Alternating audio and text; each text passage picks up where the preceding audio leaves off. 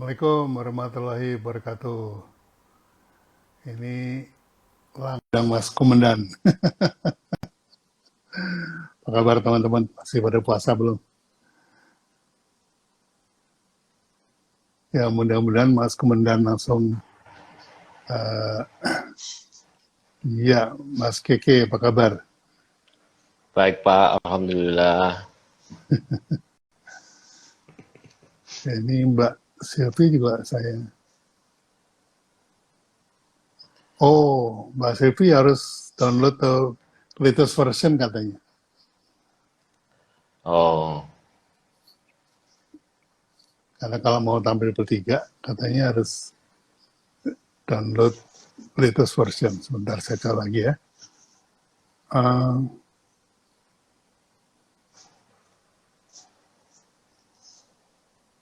Iya, Sylvia Vanamin will need the latest version of Instagram to join.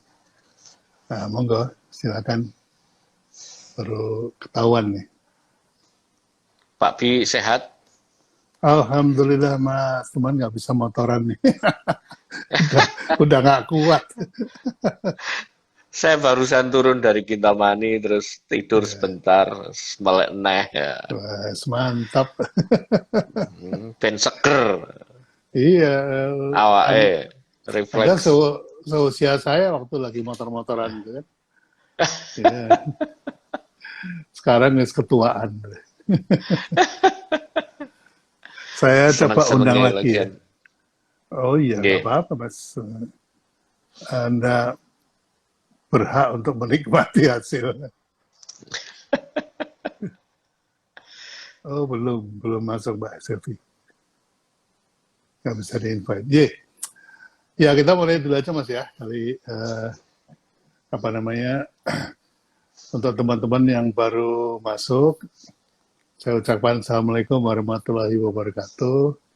Eh, Sudah dari hari apa ya, 3 hari yang lalu, saya tiap sore ngebahas tentang COD, Mas. Dengan Pak Adi, dengan Mas Adi, dengan Pak Budisman, kemudian dengan Kang Dewa, kemudian dengan Mas Yoyo juga.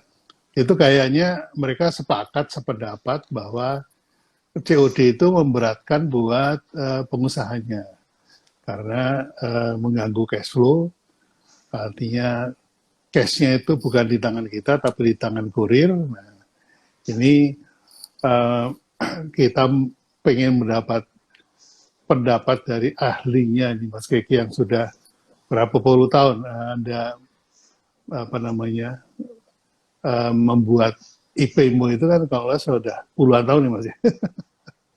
baru 10 tahun Pak, Baru 10 tahun ya. Ya, baru 10 tahun. jadi mungkin nanti Mas Keki bisa memberikan klarifikasi Ya, uh, ini COD ini masalahnya di mana, ada permasalahan apa enggak. Monggo silakan. Tapi sebelumnya perkenalkan dulu karena tidak semua follower saya kenal Mas Keke. Monggo silakan. ya. Assalamualaikum warahmatullahi wabarakatuh. Waalaikumsalam warahmatullahi wabarakatuh. Selamat sore teman-teman semuanya, ya kan? Eh, Sore ini saya dapat tugas dari Pak Bi untuk bercerita atau memberikan paparan mengenai COD gitu kan. Apa hubungannya COD dengan saya gitu kan. Em, Nama saya Ria Kustadianto, IG saya bisa di-follow namanya Kumendan gitu kan. Em, Keahlian saya itu sebenarnya ya nyambung-nyambungin aja gitu ya. Nyambung yang nggak bisa disambung menjadi sambung. Sebenarnya keahlian saya seperti itu aja. Sesimpel itu gitu. Nah, kebetulan saya mendirikan payment processor namanya ipmu.com ya kan, payment system lokal yang berbasis adalah agregator, semua agregator mulai dari e-money agregator, debit credit card agregator sampai COD pun agregator, semua agregator. Nah, ada suatu cerita. Sampai sekarang, saya kalau belanja online itu memilih selalu memilih COD. Jadi Bentar Mas. jarang, So, Ya, Selamat datang Mbak Selvi. ya. Ini Saya- bebek saya. Bebek saya. Bebek saya juga. Selamat datang, Assalamualaikum Pak Bi, apa kabar? Waalaikumsalam Mbak Selvi. Wah, lama banget nggak ketemu berdua nih. Aduh, kangen. Iya.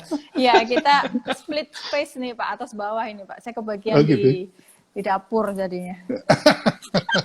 Ya, monggo Mas, dilanjut Mas. Oke. Jadi saya punya cerita sebelumnya.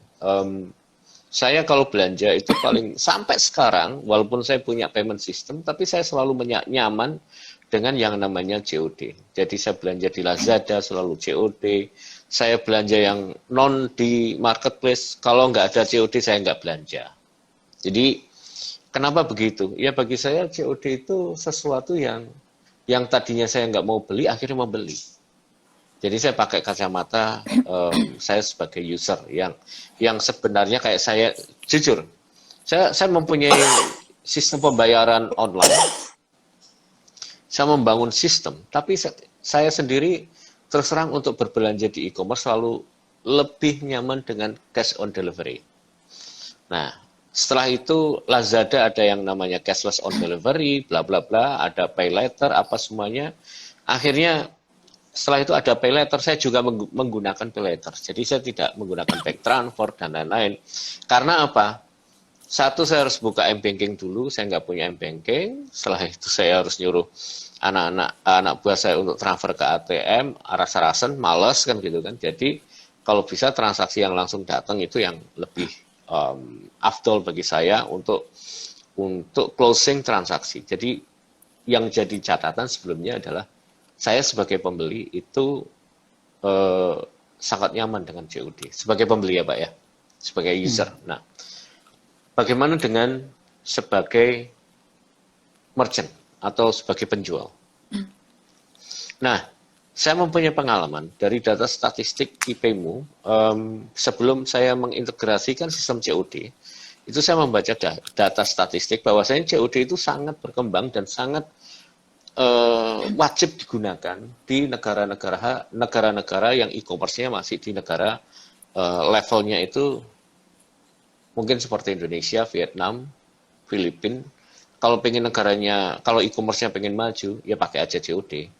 Karena apa? Karena sistem bankingnya belum sekuat, belum ada semodel PayPal, regulasinya belum ada seperti di Amerika, sistem pembayarannya belum ada sekuat Stripe atau seperti Pioneer dan lain-lain seperti itu. Ya, semata-mata sebenarnya COD adalah sangat membantu untuk penetrasi perkembangan e-commerce di Indonesia. Nah, kecuali kalau Bank Indonesia sudah membolehkan cara bayar A, B, C, D sesuai seperti yang ada di negara-negara maju e-commerce, mungkin COD bisa dihilangkan. Dihilangkan dalam artian adalah untuk mencapai sebuah pertumbuhan bisnis, ya mau nggak mau COD saat ini untuk Indonesia yang gede seperti ini, kita mau penetrasi market adalah COD menjadi rules number one. Tapi harus diingat, COD itu banyak kelemahannya juga. Kelemahannya adalah misalnya uang dikurir, nyampe-nya lama ke merchant-nya, dan itu akan mengganggu cash flow, terus akan ini, akan itu. Ya memang benar. Nah, kami mempunyai pengalaman seperti ini. Sampai sekarang, baik pemerintah maupun industri logistik, bahasanya masih pada dataran mendigitalisasi industri. Mendigitalisasi. Logistiknya juga masih mendigitalisasi industri. Logistik. Mereka butuh sentuhan pihak ketiga untuk menjadi level bertransformasi digital. Nah, suatu hari kami otak-atik sistem logistik yang ada di marketplace, bla bla bla, kita mencoba ngomong ke A, ke B, dan lain-lain. Ya memang regulasi atau flow bahwasanya duit harus dikurir, harus ini, berapa hari nyampe ke merchant, itu sudah mandatory. Ya memang kalau mengikuti itu menjadi mengganggu cash flow.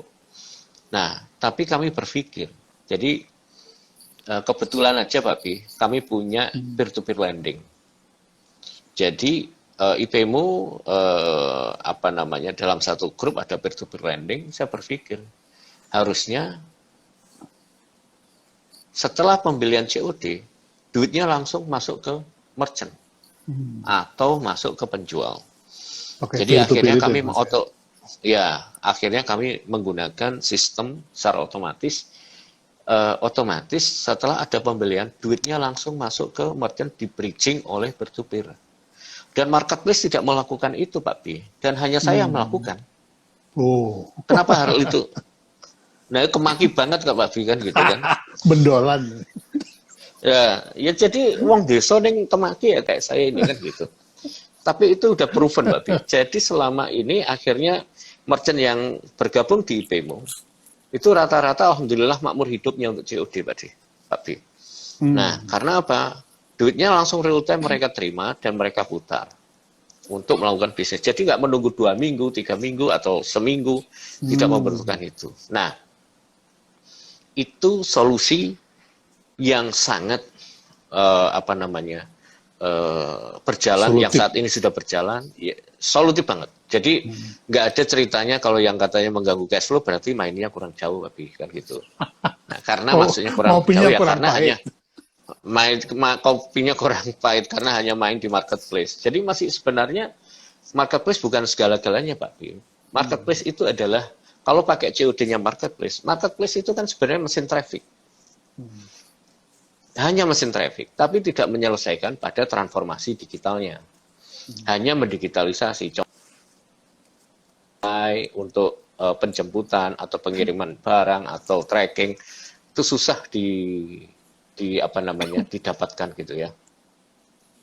Nah,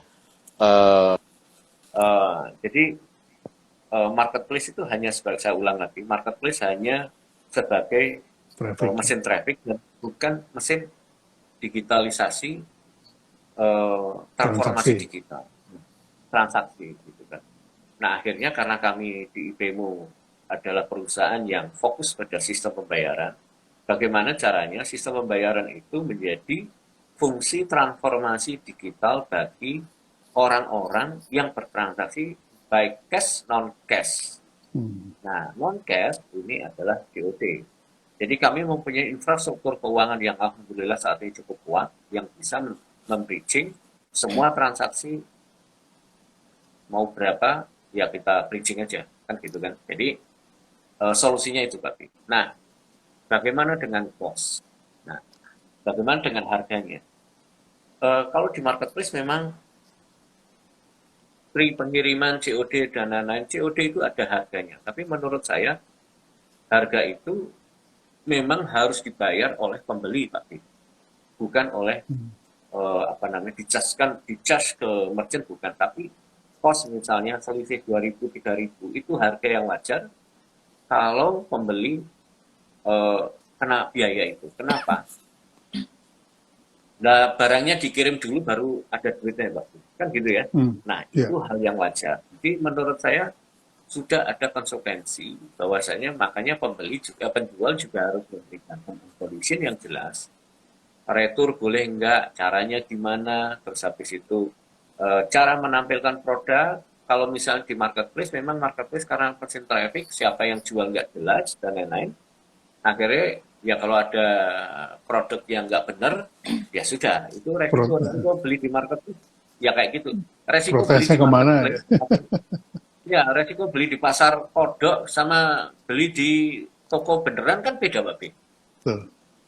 Nah, jadi jangan salahin kalau COD-nya di pasar kodok sama COD di Anda punya toko sendiri ya berbeda. Nah, artinya quality control barang yang dikirimkan semuanya itu sudah terintegrasi, ada API-nya, misalnya dia konekin ke gudang dia, ya kan, apa sih istilahnya, sistem inventory dia, itu lebih bagus lagi, Pak.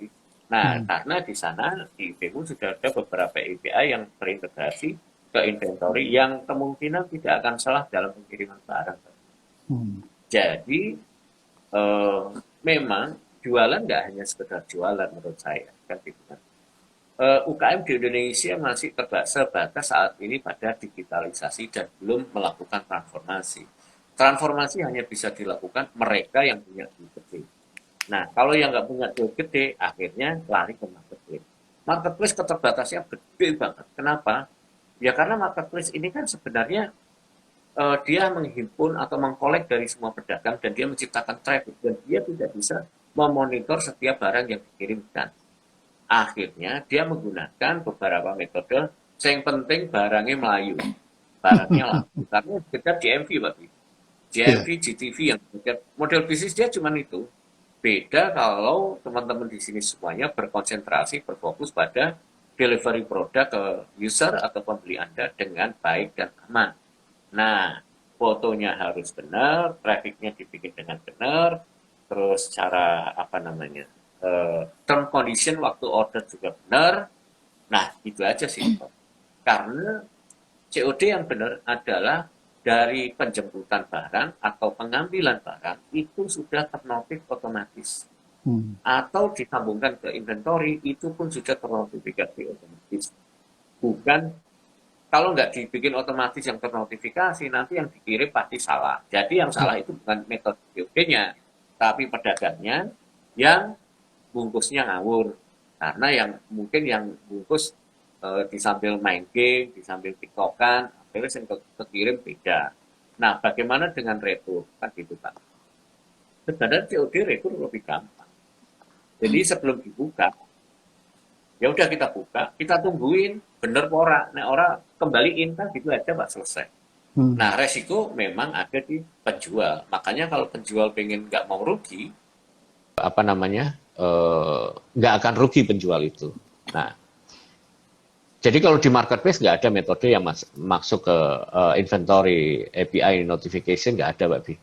Ya memang gulang-gulung, bungkas-bungkus, kirim-kirim. Nah, habis itu brodol keliru kabeh kan gitu kan. Nah, ini makanya bagi saya nggak memperhatikan isu COD sebenarnya dari yang dibahas Pak Bi kemarin, tapi saya bisa menangkap. Di sini ternyata ada harus ada salah persepsi COD yang baik banget. Metodenya nggak salah metodenya, tetapi bagaimana COD ini diintegrasi?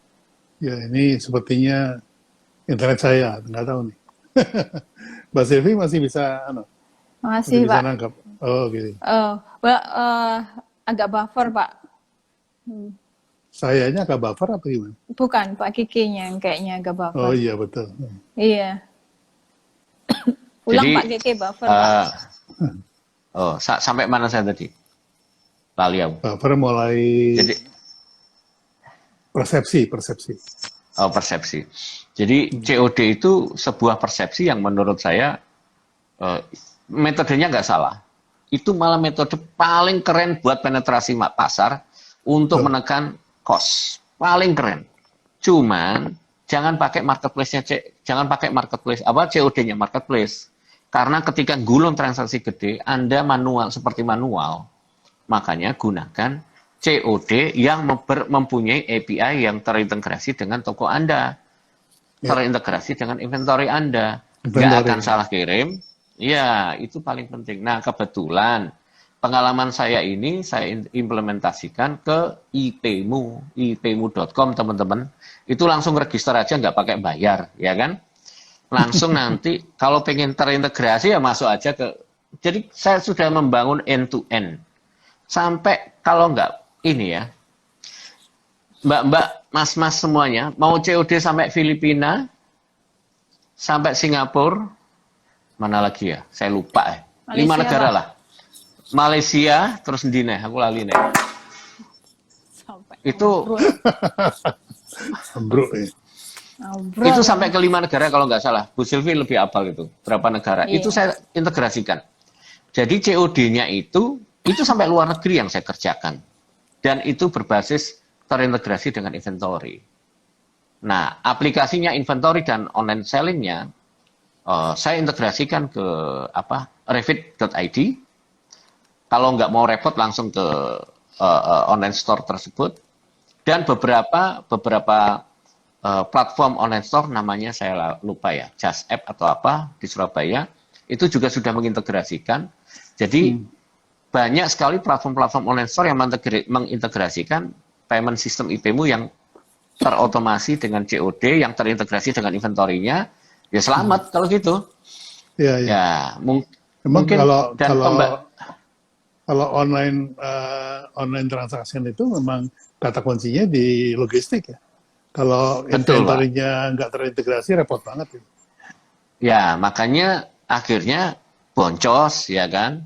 Boncosnya bukan karena iklan, Pak. Boncosnya soalnya yang dikirim nggak dikirim, kirimnya keliru dan lain-lain. Nah, itu wajar karena ternyata teman-teman yang jualan online yang ordernya banyak itu nggak punya inventory system, ngerti ini bungkus. Tapi yang dibungkus sandal ya nggak ngerti, kiri semua misalnya, ya kayak gitu itu kasusnya. Nah, ya kan gitu, Pak. Jadi dari pengalaman merchant-merchant saya semuanya ini kita perbaharui, akhirnya menggunakan metode logistik yang mau diajak kerjasama dengan dalam rangka dalam rangka transformasi, Pak. Contoh, saat ini yang sudah terintegrasi full semuanya 100% dengan metode transformasi digital, kami bekerja sama dengan RPX. Dengan RPX itu sudah full notif, ya kan? Setelah itu sekarang sedang trial dengan JNE untuk full notif. Jadi bukan metode yang hanya tracking aja, Pak. Yang dimonitor hanya tracking copy tracking itu harusnya terintegrasi ke inventory, terus ada penjemputannya harus nggak manual. Kalau ada order penjemputan ya langsung otomatis penjemputan. Jadi nggak harus nunggu jam berapa diambil, kayak gitulah, ya kan?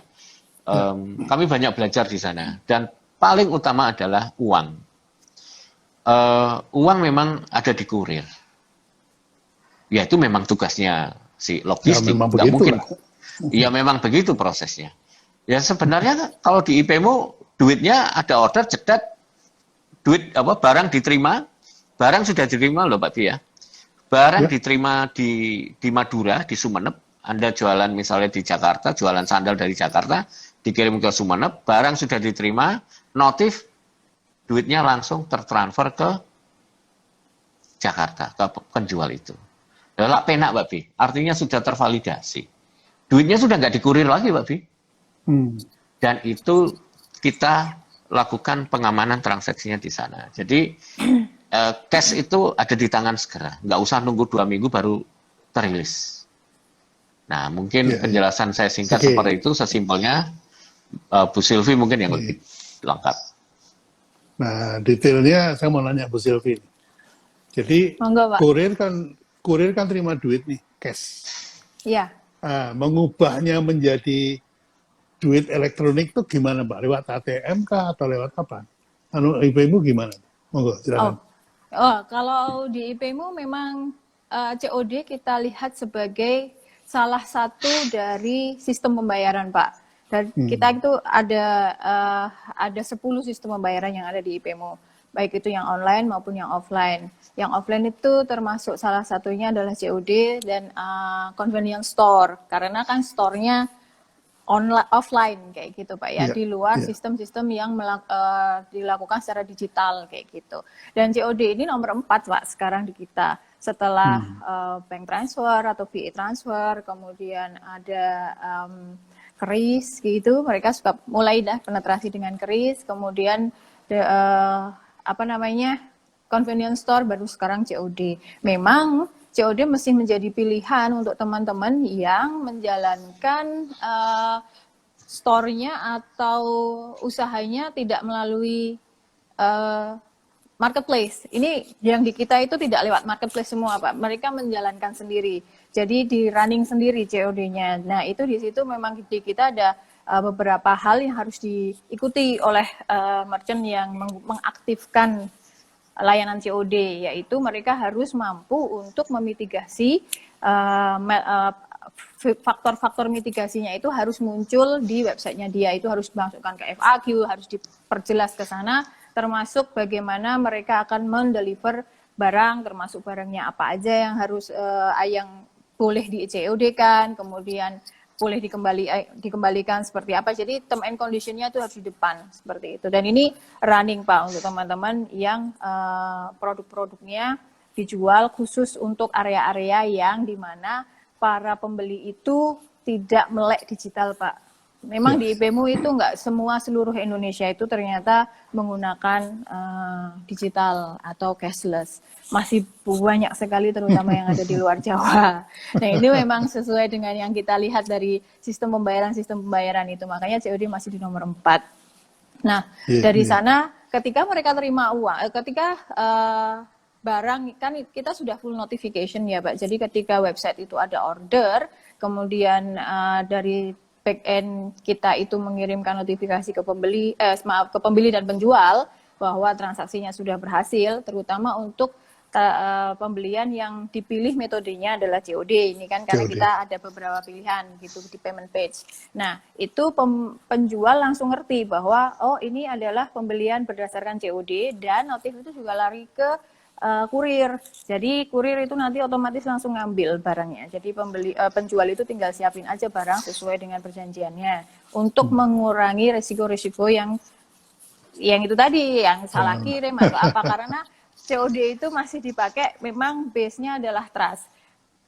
Pembeli ada yang nggak percaya sama penjual, tapi penjual juga banyak yang nggak percaya sama pembeli. Inilah jadinya. Ya, kalau yang kadang kita mikirnya, oh ini jangan-jangan penjualnya nih yang nggak ini apa, yang nggak beres. Tapi sebenarnya penjual juga punya pemikiran yang sama dengan si pembelinya. Jangan-jangan apa beneran dia mau menjual, mau membeli, terutama untuk produk-produk yang cukup riskan, untuk produk-produk barang-barang yang high value kayak gitu Pak, untuk collection, barang-barang koleksi dan sebagainya, itu memang tingkat kepercayaan penjual juga rada perlu ke pembeli itu juga ini. Nah setelah itu barang diambil oleh kurir, nanti dikirim oleh kurir ke si penjual, si pembeli. Nanti si kurir ini yang akan melakukan proses untuk pengiriman termasuk kolek uang kayak gitu Pak.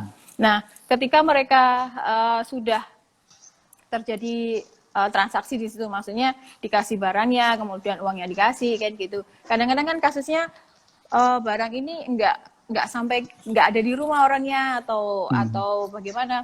Nah inilah yang akhirnya yang itu saya sebut mitigasi oleh si penjual, bahwa ketika dia akan mengirimkan barang untuk COD, dia harus memastikan bahwa ini orderannya adalah benar. Kemudian si kurir itu sebenarnya dia akan melakukan 3 kali attempt untuk mengirimkan barang Pak. Jadi kalau sekali dia nggak ada, besok dia datang lagi. Begitu seterusnya Pak, sampai 3 kali, baru barang itu dianggap balik lagi ke sistem pengirimannya. Ya, baru itu masuk ke retur. Jadi sebenarnya beberapa kali, dan dia pasti akan melakukan calling, memastikan, menelpon dan sebagainya. Terutama di partner-partner kita, karena salah satu rating seorang kurir itu adalah terkirimnya barang secara terdelivery dengan baik. Itu juga menjadi cara menilai si kurir itu dari sisi logistik. Makanya kita bekerja sama dari situ. Makanya kita berusaha untuk bekerja sama agar transaksi COD itu lancar. Nah, ketika uangnya diterima, maka uang itu ada di kurir. Berarti kurir ini nanti akan ada notifikasinya Pak dari pihak kurirnya bahwa transaksi ini sudah sukses. Nah, proses selanjutnya itu adalah mengikuti proses sebenarnya untuk setor seperti biasa aja dari pihak kurir ke perusahaan logistik. Nah, dari sistem IPmu, karena kita itu sudah menerima notifikasi transaksinya itu sukses dan tidak ada pengembalian, tidak ada fraud dan sebagainya, baru kita pada saat transaksi itu sudah disukseskan, artinya uangnya sudah ada di pihak logistik atau kurir.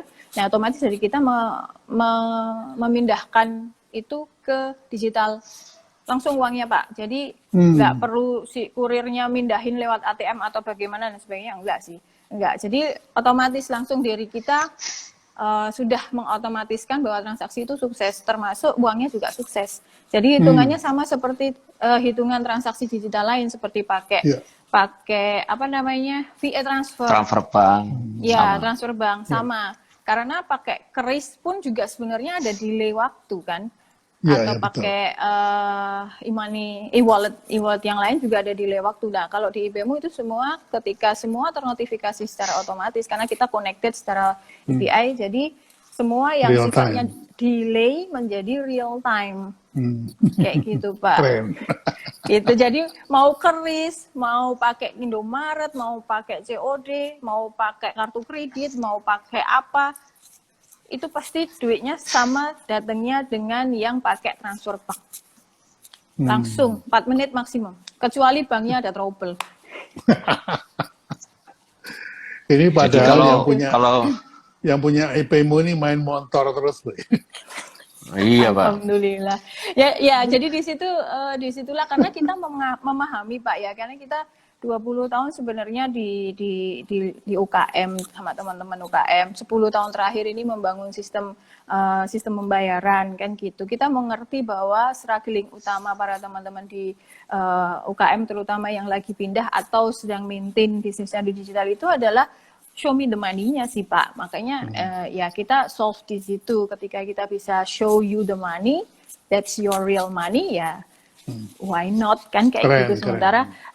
Sementara risiko kita juga melakukan mitigasi agar itu tidak terjadi resikonya tidak kecil. terjadi hal-hal ya resikonya kecil dan selama ini resiko di kita kecil banget. Banget. Jadi sebenarnya ada sesuatu yang luar biasa nih di IPmu ini dari ceritanya Mas Keke dan Mbak Sylvie ya.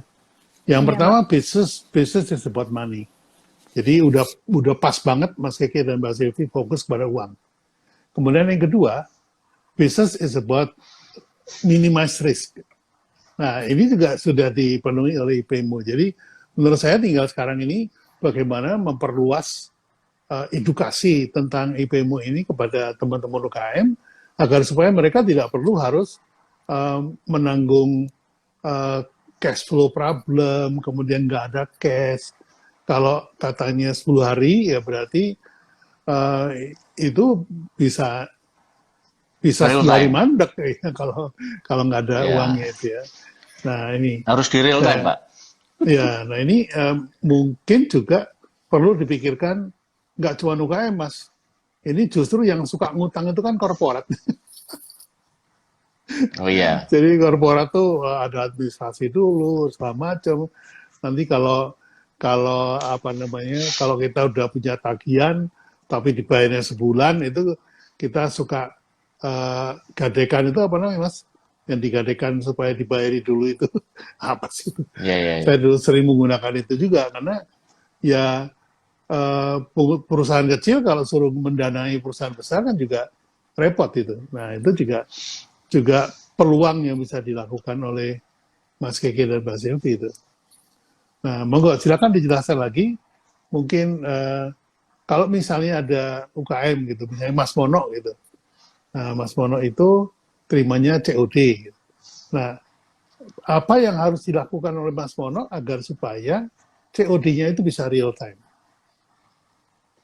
Jadi kalau terima order Pak Bi, ya kan, terima order di sistem, ya kan, jadi lewat website misalnya. Online ya kan, terus habis itu dia milih COD, biasanya langsung terima email notifikasi bahwasanya ada permintaan COD. Nah, mitigasi pertama yang harus dilakukan adalah penjual harus memastikan dia COD beneran enggak, gitu kan? Jadi mitigasi pertama yang harus dilakukan itu Pak Bi, biar nggak asal ngirim tapi ternyata cuma fake.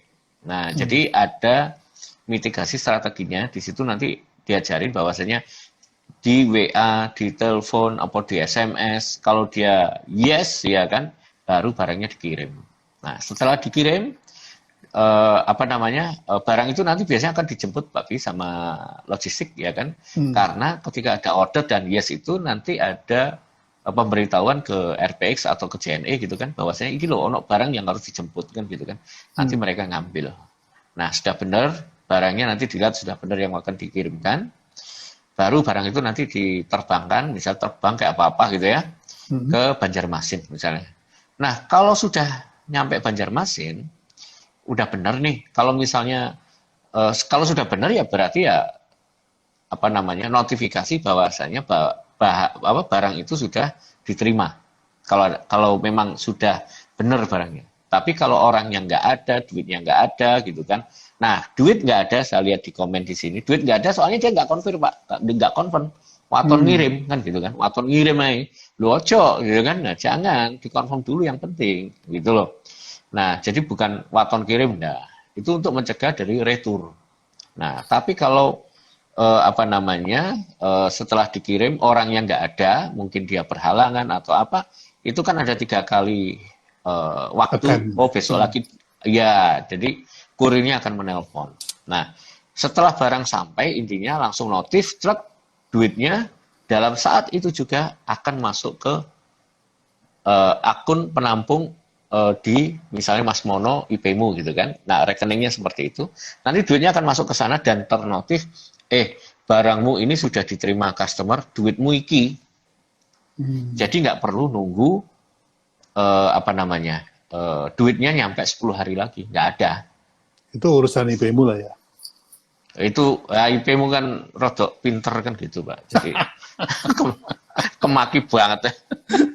Ini kan pengalaman Pak, pengalaman kita yang sudah bolak-balik jungkel kan gitu kan. Jungkel bukan karena keadaan Pak, jungkel karena kebodohan kita sendiri. Bisa dirubah, ngapain nggak dirubah, nah itu loh. Jadi kebanyak ternyata teman-teman di Indonesia, di UKM di Indonesia ini terlalu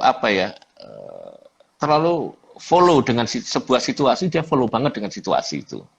Sebenarnya bisa kita crack Pak, gitu kan. Nah, asal tahu caranya. Nah, kebetulan karena kita punya infrastrukturnya, ya saya crack sendiri Pak, saya masukin duitnya sendiri dan lain-lain, ya uang terkirim dengan otomatis. Nah, COD ini, nah teman-teman yang berjualan online, kenapa kok COD harus dimasukkan dalam sebuah option pembayaran? Menggiring pembeli untuk membeli itu bukan perkara gampang. Ya. Menggiring pembeli untuk pengunjung atau pembeli untuk langsung closing itu perkaranya nggak mulus gitu.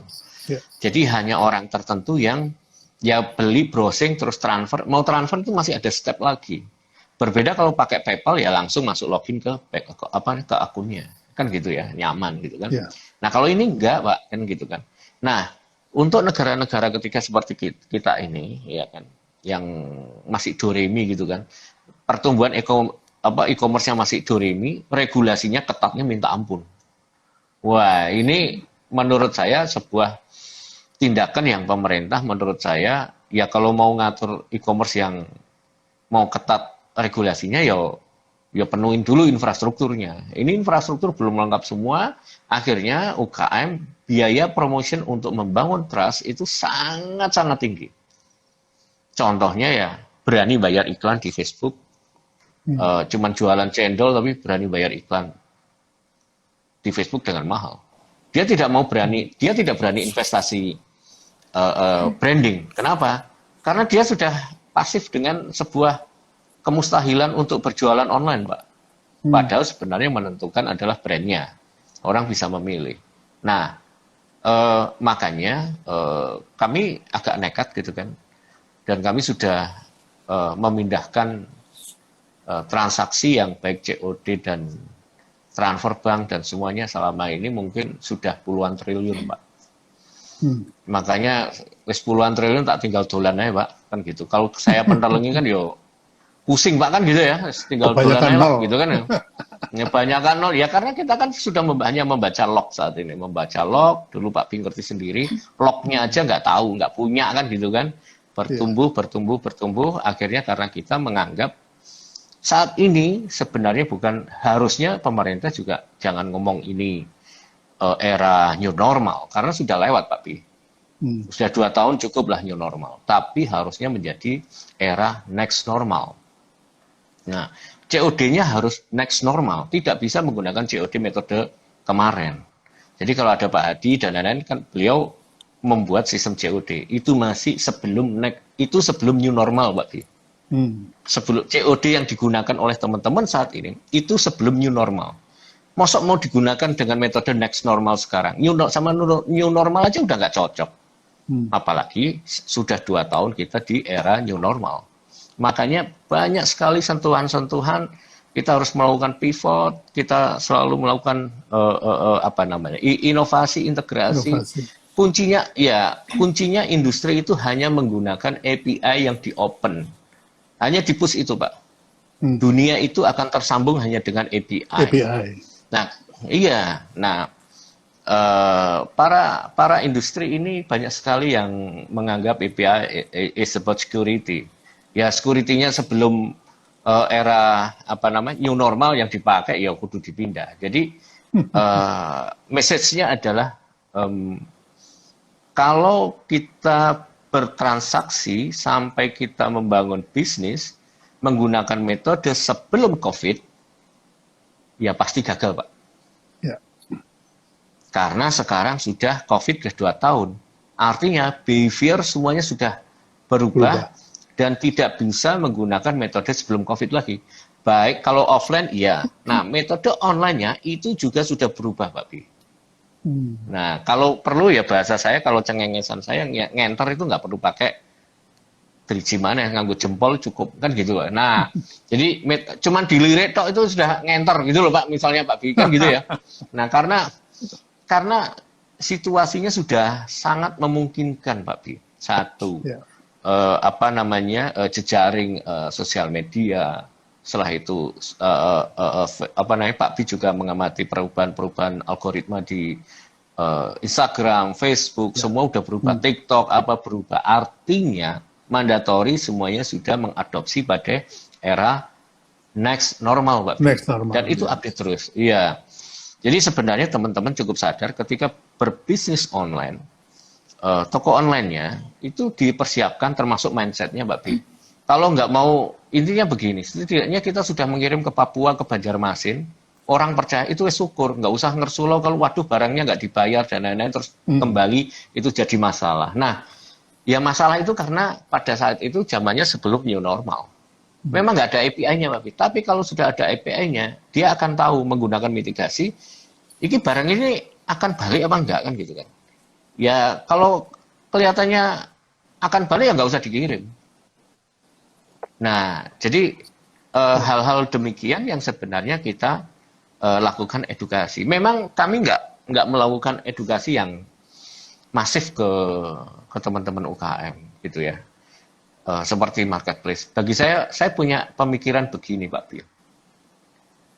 Suatu hari saya pergi ke PayPal di Singapura. Saya pergi ke sana untuk mengintegrasikan dengan IPayMo.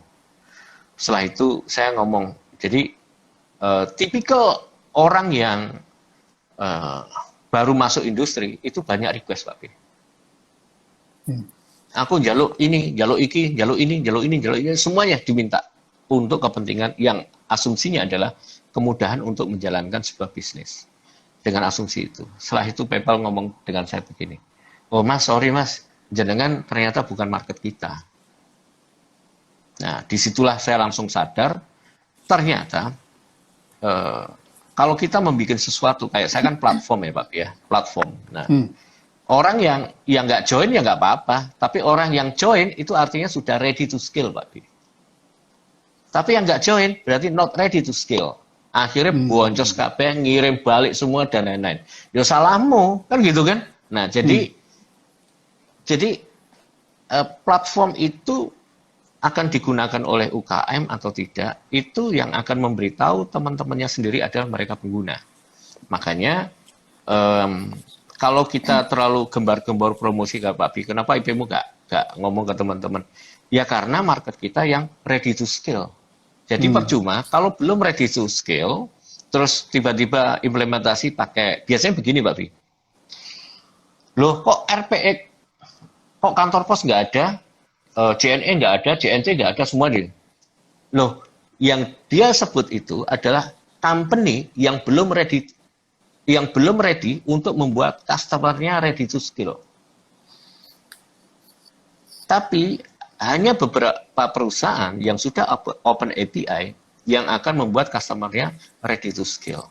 Orang perlu dulu RPX, JNE, apa semuanya. Yang penting barangnya nyampe dan cost-nya murah dan duitnya real time. Nah, makanya akhirnya pandangan-pandangan seperti itu akhirnya akan terbangun sendirinya ke teman-teman UKM. Jadi kalau saya misalnya woro-woro seperti apa pemahaman kita, ya bahasa saya begini, saya hanya bercerita pada komunitas-komunitas kecil yang terus akan berkembang dan terus mengenai bahwasanya saat ini yang terjadi adalah digitalisasi ekonomi, bukan transformasi ekonomi. Digitalisasi digunakan pada new normal, tetapi ketika sudah sekarang ini sudah bukan digitalisasi seliwat kan gitu, tapi harusnya adalah transformation. Nah, cara COD ini kita tidak bisa menggunakan cara digitalisasi, makanya banyak boncosnya tidak terintegrasi, soalnya mengkonek ke web, hanya kosnya saja saya ketok kan gitu kan. Oh segini itu masih digitalisasi, tetapi belum melakukan sebuah transformasi. Transformasi biasanya digunakan oleh perusahaan-perusahaan besar, kan gitu Pak. Nah, IPmu berpikir, kami jadi UKM itu harus dibela mati-matian. Dengan cara apa? Ditransformasikan. Kalau mereka belum paham, bensin nausik.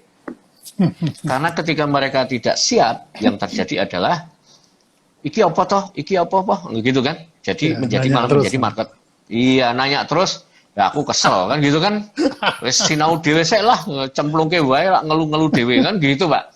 Nah, kira-kira pandangan COD kami adalah saat ini mengenai jangan khawatir di tempat IPmu tidak ada 10 hari uang tertunda, nggak ada.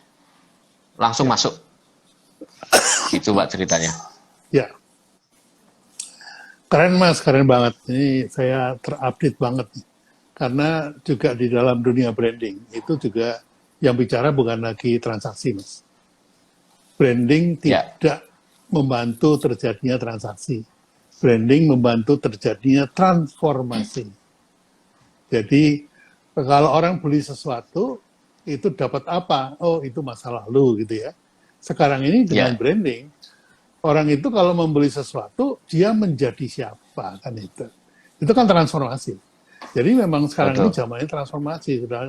Sudah nggak bisa lagi kita mengandalkan hanya transaksi. Betul, bisnis memang transaksi. Tapi caranya sudah tidak lagi dengan dijualin gitu loh. Nah ini juga saya lihat di IPmu juga seperti itu. Ada 2 hal tadi yang saya catat luar biasa. Nah untuk detailnya mungkin tambahan Mbak Sylvie, untuk teman-teman yang masih belum ready to scale up, itu apa-apa saja yang harus dipersiapkan, karena di dalam dunia branding juga ada banyak teman-teman yang belum ready to scale up, Mas. Jadi masih beranggapan brand itu logo, brand itu label, brand itu alat marketing. Nah, itu belum ready to scale up. Tapi kalau yang ready to scale up, itu bisa mengatakan bahwa brand is about engagement. Brand is about evangelist. Jadi bukan lagi tentang transaksi gitu. Nah, monggo kita turunkan level of discussion-nya, karena Mas Keke ini udah terlalu advance banget. Nah, Mbak Sylvie, monggo silakan. Iya Pak. Jadi untuk teman-teman yang mau upscale, terutama teman-teman yang baru masuk ke digital atau yang sedang berusaha untuk menambahkan capacity digitalnya, sebenarnya terkait ini saya berbicara dari sisi pembayaran ya Pak ya. Ketika kita bisa memberikan opsi yang cukup untuk semua situasional si pembeli-pembeli kita, dan kita bisa hosting sendiri tanpa nitip gitu kan Pak ya. Kalau di marketplace kan istilahnya kan nitip. Jadi kayak semua hal yang menjadi resiko itu di manage oleh marketplace. Jadi kita kayak dimanjain, tapi lama-lama terus kemakan sendiri, kita nggak bisa keluar dari situ. Kita nggak ada kesempatan untuk bisa mandiri, untuk scale up bisnis sendiri dan sebagainya. Nah, yang pertama kalau di tempat kita selalu ada metode-metode mitigasi yang harus diikuti oleh si merchant, di mana itu tujuannya untuk mensecurekan transaksi-transaksinya dia. Dan itu ngefeknya kemana-mana Pak. Itu bisa ngefek ke trust, itu bisa ngefek ke order, dan itu juga bisa ngefek ke kesuksesan transaksi dia. Nah, termasuk dari ketika mitigasi itu dijalankan, tidak cuma enak-enak naruh aja terus habis itu jalan-jalan sendiri. Nah, itu branding juga effort ke branding juga akan menjadi kayak dititipin kayak gitu, dia sendiri nggak ngebangun kayak gitu. Nah, hal-hal tersebut sih yang sebenarnya masih banyak-banyak dijalankan oleh teman-teman UKM yang ingin scale up dan ingin menggunakan digitalisasi sebagai solusinya, dan kemudian bisa bertransform, bisa berubah, dan dia bisa mengikuti perkembangan zaman apapun itu. Ini jujur aja nih Mbak Silvi sama aja nih sama Mas Keke nih. Bahasanya ketinggian. Sebentar Pak, sebentar. Jadi gini, tadi saya berpegang kepada katakan Mas Keke. Itu yang namanya marketplace, itu kan sebetulnya alat mesin traffic. Kan, Traffic. Nah, Betul. Karena mesin traffic, gunakanlah sebagai traffic saja. Betul. Tapi ketika transaksi, diajak masuk ke website lain. Entah itu landing page, entah itu website, yang terhubung dengan IP-mu. Nah, itu sudah lebih menurut saya, lebih masuk akal ya. Monggo dikoreksi, Mbak. Saya rada ngawur tadi. Enggak. Bener. Pintar-pintarnya kita lah, Pak. Misalnya Tokopedia itu nyantumin nomor telepon juga kayaknya udah diblok dan lain-lain. Kan gitu kan? Ya. Jadi sebenarnya bagi saya itu nggak ada yang salah dengan marketplace, nggak ada yang salah gitu kan. Ada. Tapi nggak ada yang salah. Tapi sebenarnya adalah, jadi begini Pak, saya mempunyai pengalaman begini. Ada satu hotel Pak, ada satu hotel. Jadi hotel ini di Bali Pak, dan dia itu terintegrasi dengan marketplace travel. Jadi bahasa saya kayak apa namanya, Traveloka. Traveloka itu bukan OTA Pak, bukan online travel agent Pak, tapi dia adalah marketplace hotel. Marketplace travel. Booking.com, Agoda itu bukan travel online Pak, bukan travel agent online, tapi dia marketplace. Nah, hotel-hotel di Bali itu kalau terintegrasi ke marketplace-nya itu bisa ratusan ribu Pak, melalui namanya GDS, Global Distribution System. Tetapi pas saya nanya, dari ribuan OTA dan marketplace travel ini, dia melalui sistem, saya nanya, berapa yang kira-kira dari site mana saja, situs mana saja yang mengirimkan kamu tamu? Akhirnya dijawab, kalau paling banyak kalau lokal dari Traveloka Pak, dari tiket.com itu nomor 2. Tapi rata-rata semuanya kalau luar negeri lewat booking.com. Karena booking.com menggunakan metode bisa bayar di tempat Pak, bisa bayar di hotel. Kayak COD kan Pak? Ya. Nah, hampir kayak COD. Nah, tetapi di sini pelajarannya adalah memang marketplace, apapun industrinya, itu adalah sebuah industri yang harus kita ikutin juga. Tapi bukan untuk menciptakan high sales, Pak. Kalau hanya sifatnya pengen sales, ya dolanan aja di marketplace. Tapi kalau hubungannya pengen mendevelop brand dan lain-lain, jangan terjebak ke OTA. Sekarang ini contohnya, hotel-hotel di Bali baru tahu rasanya bagaimana brand mereka hancur lebur. Mereka yang eksis menjaga brandnya, hotelnya itu tetap ramai Pak. Jadi jujukan. Mereka yang sangat tergantung dengan marketplace, yang tadinya 5 juta per malam, jadinya 400 ribu per malam. Karena mereka nggak punya kekuatan brand. Nah, sebenarnya asumsinya adalah sama ketika kita membangun industri jualan online. Kalau kita berhasil membangun brand kita dan mempunyai site sendiri, website sendiri, yang mempunyai facility pembayaran yang sama dengan marketplace, yang lebih mitigasinya lebih trusted, itu dimungkinkan. Ketika kondisi seperti ini, dia malah ketawa, Pak. Ya. Contohnya pengalaman saya begini, Pak. Pak Bi, ini saya itu banyak belajar dari Pak Bi. Pak Bi itu cerita kan. Jadi Pak Bi kan cerita, nek Mas Ike wis gak perlu ngomong ngalor ngidul, tapi user datang sendiri, ya setidaknya brandnya jadi kan gitu, Pak. Dan sampai sekarang, Pak Bi ngerti sendiri, saya malah jarang posting brand saya sendiri, Pak. Karena apa? Brand saya sudah dibela sama orang-orang. Karena masalah sudah memberikan solusi. Kok belum masif? ya nanti kan masif sendiri. Kan gitu kan, Pak. Jadi saya orangnya simpel aja karena ada hubungannya bahwasanya masyarakat ready to skill itu belum semuanya. Jadi dodolan nih gone apa namanya di Facebook Marketplace itu banyak sekali, Pak. Nah, di Facebook Marketplace harusnya bisa kita bantu COD atau apa. Tapi kalau mau ngajarin satu-satu ini kan butuh waktu, Pak. Butuh effort. Nah, Mendingan montoran aja, Mas. Iya, makanya nanti dulu deh, nunggu mood aja gitu kan. Nanti kalau melaku diajari kan gitu kan. Jadi Susah, ketemu seniman itu susah. jadi pemahaman saya juga sebenarnya dari cerita yang di Bali itu sebenarnya di Bali itu banyak membawa inspirasi Pak untuk jualan online. Jadi di Bali sekarang hancur lebur karena tidak ada yang membangun brand. Sama sekali nggak ada yang membangun brand.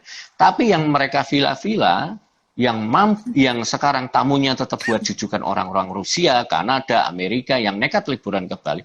Karena mereka memaintain brand. Dan harganya ya tetap larang.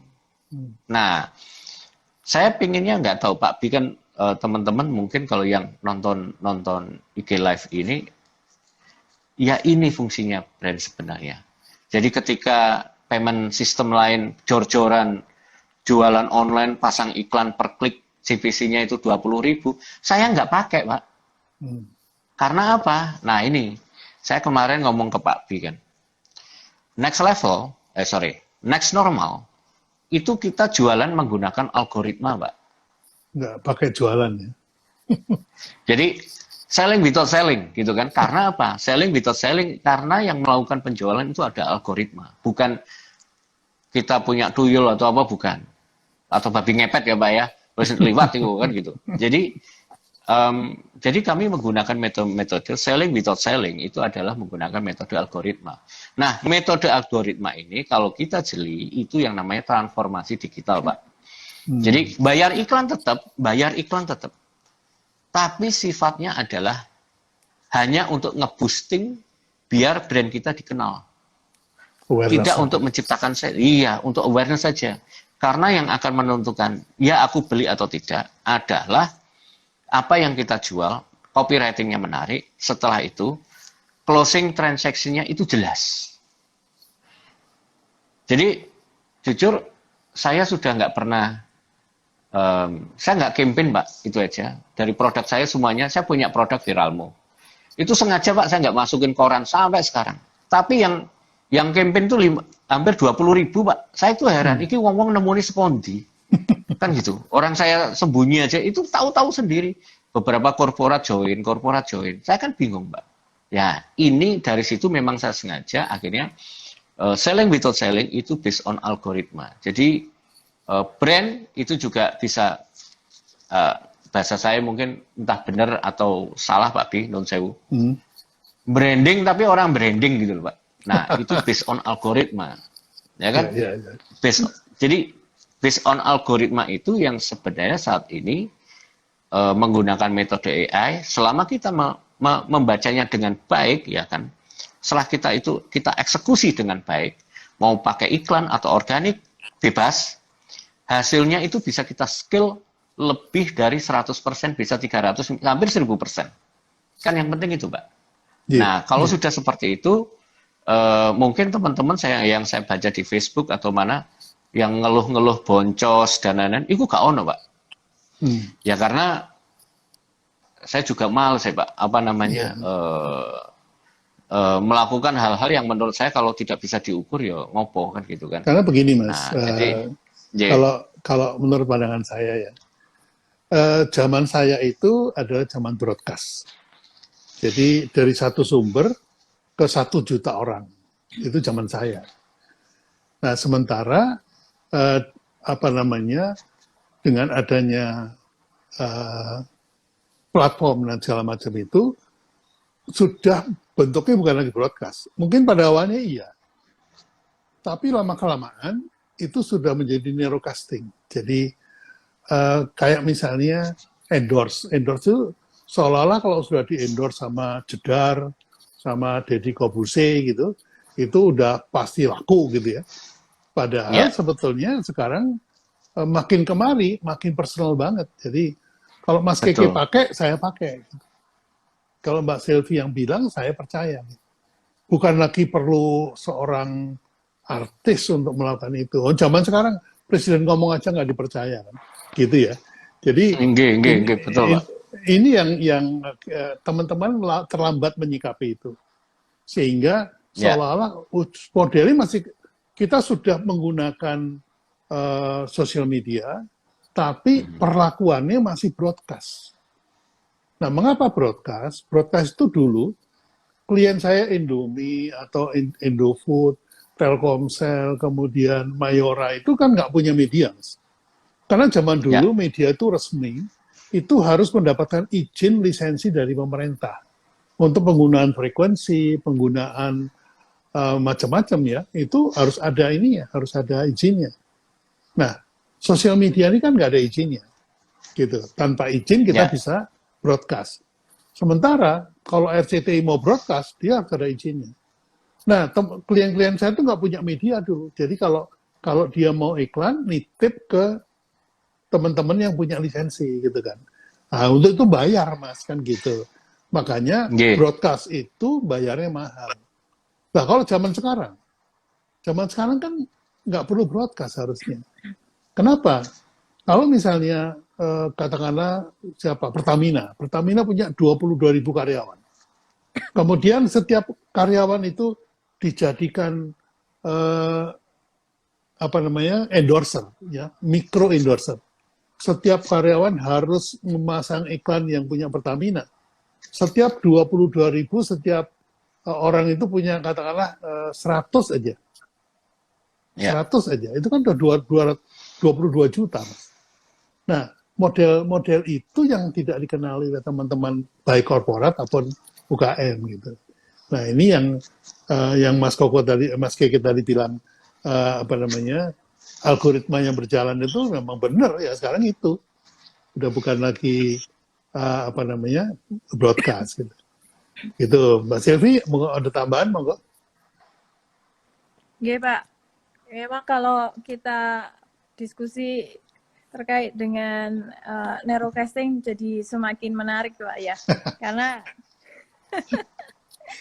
ini benar-benar eranya itu adalah super personal sekarang ini. Jadi semua orang itu bisa berlaku sebagai endorser seperti jadi mereka bisa menjadi orang yang mempengaruhi untuk melakukan sesuatu, orang-orang terdekat kita malah, karena semua orang itu tinggal buka handphone aja sih sebenarnya. Sekarang hanya kita tinggal bagaimana mengukur efektivitas teman-teman kita yang sifatnya mikro-mikro ini, Pak. Kan selama ini kita kan nggak agak susah ya. Kalau karena mikro-mikro ini tersebar di banyak platform, di banyak tempat gitu maksudnya. Mereka nggak semuanya punya Facebook, tapi ada yang pakai Facebook, ada juga yang pakai Facebook dan Instagram, ada juga yang cuma pakai WhatsApp aja. Sementara mereka itu mempunyai komunitas-komunitas sendiri yang sangat influence-nya itu sangat tinggi, kayak gitu. Jadi memang harus ada satu tempat atau satu wadah yang bisa dipakai untuk mengakomodir semua platform. Kalau kayak macam Google atau Facebook kan mereka memang membangun platform itu sendiri. Kayak Google itu platformnya sudah segede dunia. Facebook itu udah segede negara, jadi presidennya udah masuk kelompok gitu di negaranya. Jadi tapi itu mereka bergerak di wadah yang sama. Nah, sementara para penghuni ini juga tinggal di tempat yang lain kan gitu, Pak. Nah, ketika kita bisa mewadahi itu dan kita bisa mengukur sebenarnya teman-teman yang bergerak di WhatsApp itu sampai mana sih gerakannya, mempengaruhi teman-teman sendiri atau menginfluence teman-teman sendiri, di Facebook seperti apa, di Instagram seperti apa, di dalam satu wadah itu akan menjadi enak ketika kita mengukur narrowcaster ini. Itu yang tadi sampaikan Pak Keke, dibangunnya Viralmu itu juga salah satunya untuk mengukur orang-orang yang tinggal di wilayah-wilayah yang berbeda-beda seperti itu. Kan kalau kita nggak tahu ini ukurannya gimana yang nah itu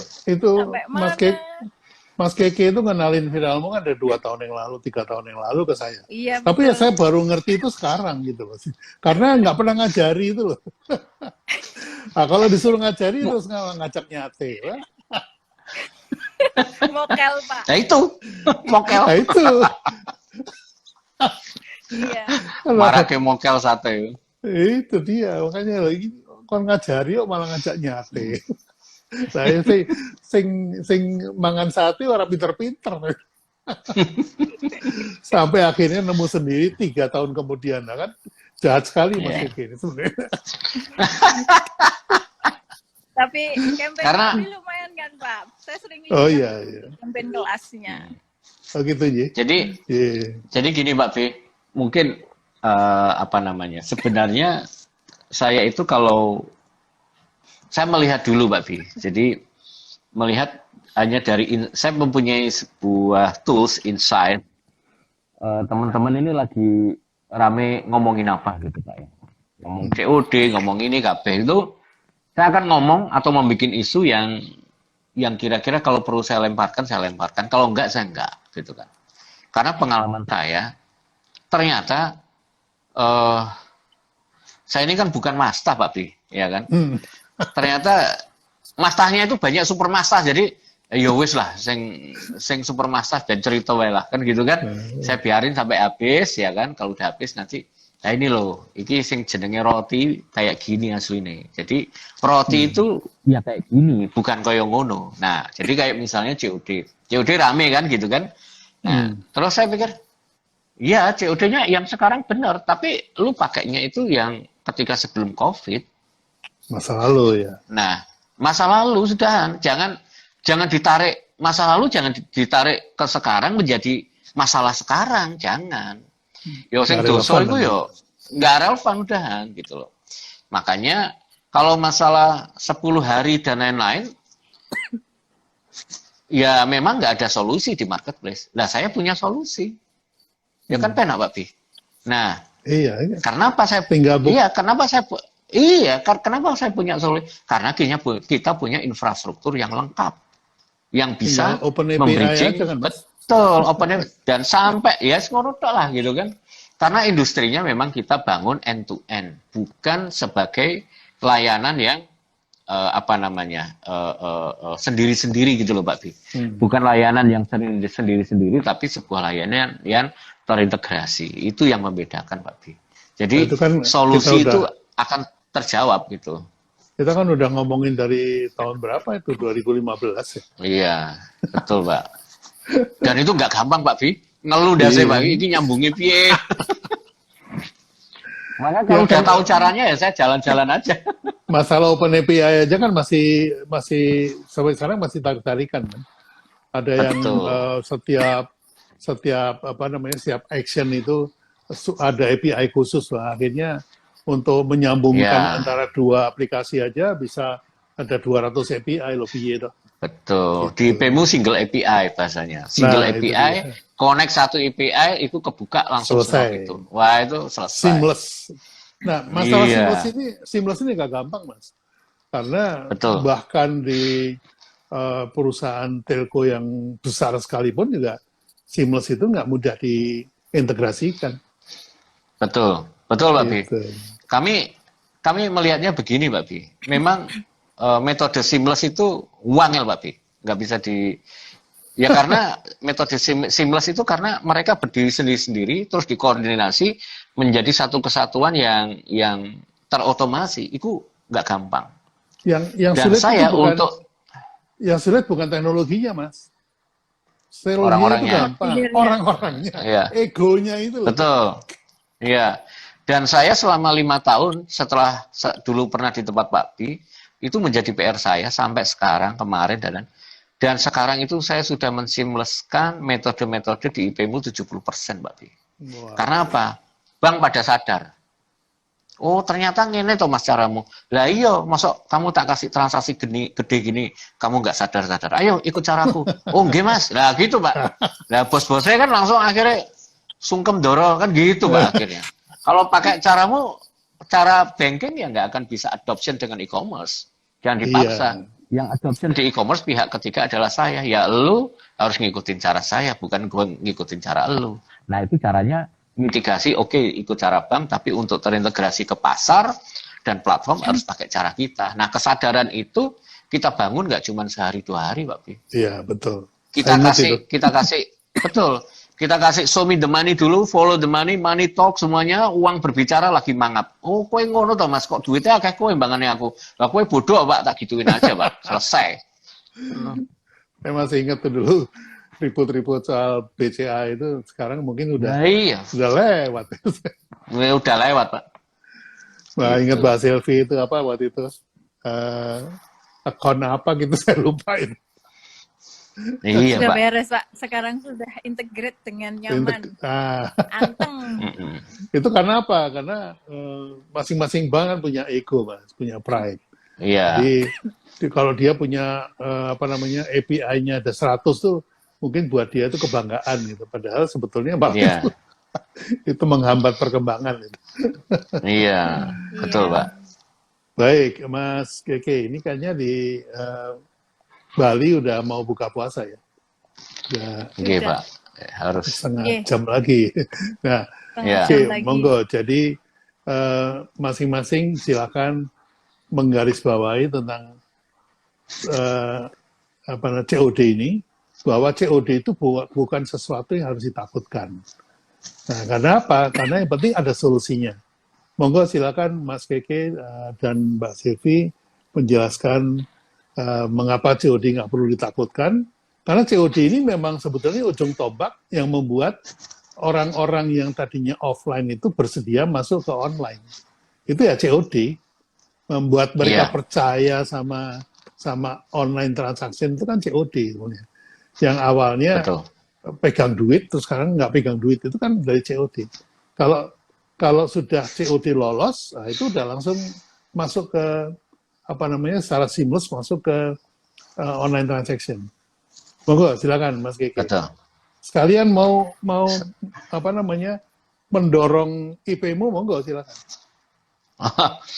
Jadi saya punya cerita, Pak Bi. Ya. Saya ada data. Jumlah unbankable dengan bankable itu ternyata tetap banyak yang unbankable. Oh iya. Itu baru unbankable. Orang yang suka transaksi di perbankan sama yang tidak bertransaksi di perbankan, banyak yang bertransaksi Belum. di Luar yang enggak di luar perbankan. Nah, saya ada data.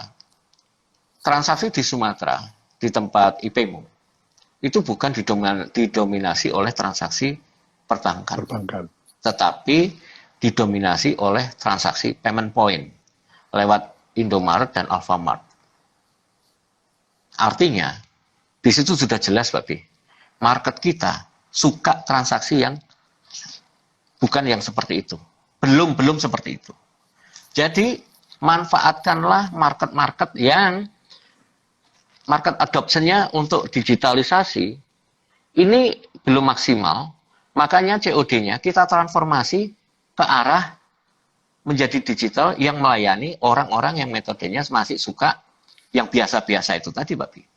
Ya. Nah, ini beneran. Dan jumlah transaksi yang dari unbankable itu lebih gede, Pak Bi.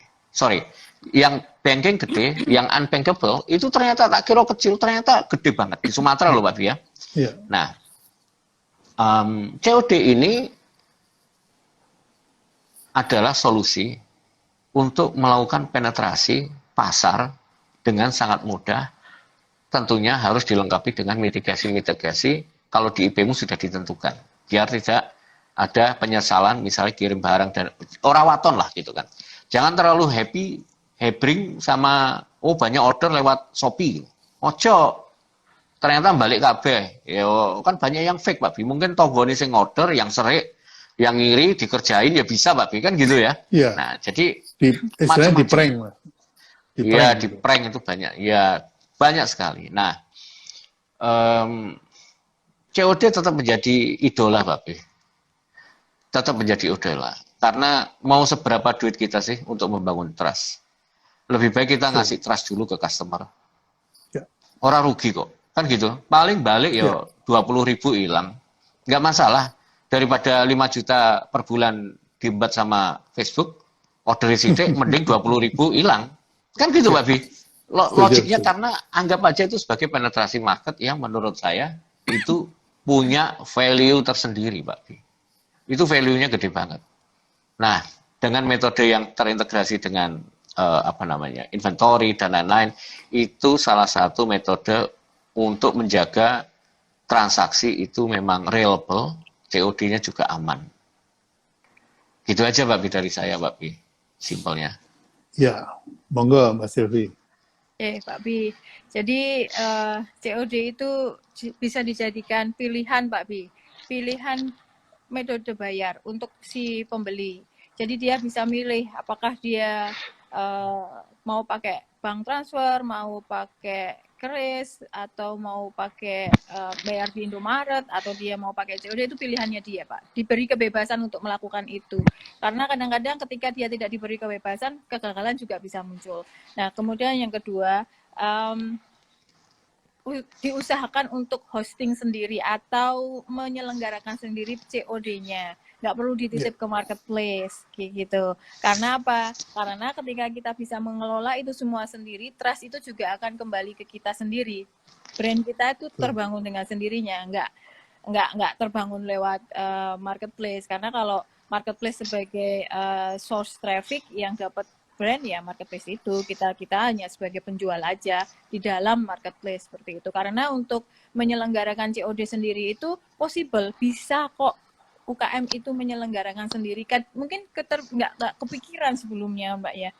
Yeah. Kalau mau COD harus tak titip ke marketplace gitu, atau ke Shopee yang lagi ada diskon-diskonnya seperti itu. Sebenarnya enggak, bisa dia menjalankan sendiri kayak gitu. Itu semua bisa dijalankan, dan dia para UKM ini, teman-teman UKM juga bisa, akhirnya dia belajar, teman-teman UKM bisa belajar bahwa menyelenggarakan menaikkan trust melalui COD itu seperti apa yang harus dilakukan. Yang itu sebenarnya dilakukan oleh marketplace, yang selama ini dia nggak pernah berbagi ke para user-usernya. Pemilik produk. Ya. Jadi tahu akhirnya para teman-teman ini bisa menyelenggarakan sendiri. Itu sih Pak yang dari saya. Jadi nggak usah takut kalau ingin menyelenggarakan COD sendiri, dan nggak usah takut uangnya ketahan di tempatnya kurir atau di tempatnya logistik, karena kalau di PEMU semuanya sudah real time. Transaksi sukses ya uangnya masuk ke akun IPmu, tinggal ditarik aja, terserah kapan nariknya. Keren. Kayak gitu. Baik, Mas Keke, Mbak Selvi, ini luar biasa nih. Hari ini saya belajar banyak sekali tentang COD dan tentang kemajuan IPmu. Luar biasa. Saya ikut bangga bahwa ini pasangan ini luar biasa sekali, bisa melakukan transformasi digital bagi teman-teman UKM, nggak cuma korporat gitu ya. Jadi betul. Tadi saya simpulkan bahwa COD itu terjadi sebetulnya karena pengusaha kurang pede bahwa pembeli itu percaya sama dia. Jadi kepercayaan itu makanya ditunjukkan dengan COD. Ya wis, kalau kamu nggak percaya sama saya, ini barangnya bayar belakangan, kan begitu. Nah, itu ternyata tidak terjadi, karena justru dengan adanya COD itu malah teman-teman ini bisa membangun trust kepada konsumennya. Nah, mengapa juga kita perlu melakukan sendiri, agar supaya data konsumen itu menjadi milik kita, bukan miliknya marketplace, gitu ya Mbak ya? Betul Pak, semuanya jadi milik kita. Betul, jadi kalau kita sudah punya data konsumen, membangun brandnya itu gampang sekali, karena kita menjadi punya saluran untuk membangun engagement dengan konsumen yang sudah membeli, sehingga dia akan beli lagi. Nah, ini saya pikir nggak cukup hanya sampai di sini, kayaknya Mas Keke, Mbak Selvi, saya akan mengundang beberapa teman yang tertarik untuk serius menyelenggarakan sendiri COD-nya. Kita buatin webinarnya aja Mbak, mungkin lebih lebih jelas gitu ya. Nanti Mbak Selvi aja yang menjelaskan, yang sabar menjelaskan itu Mbak Selvi. Kalau Mas Keke suara betah. Montoran Skaken, Mbak. Skaken. Begitu.